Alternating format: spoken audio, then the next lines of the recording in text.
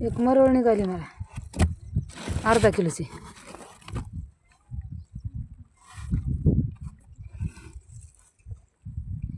धडका धडका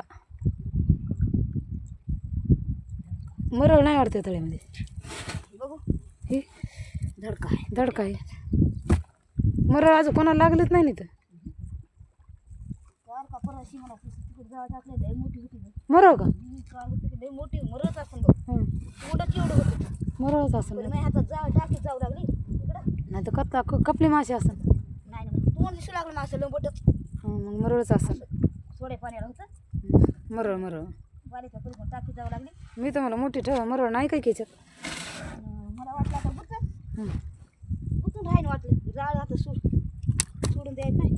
आता काय होतंय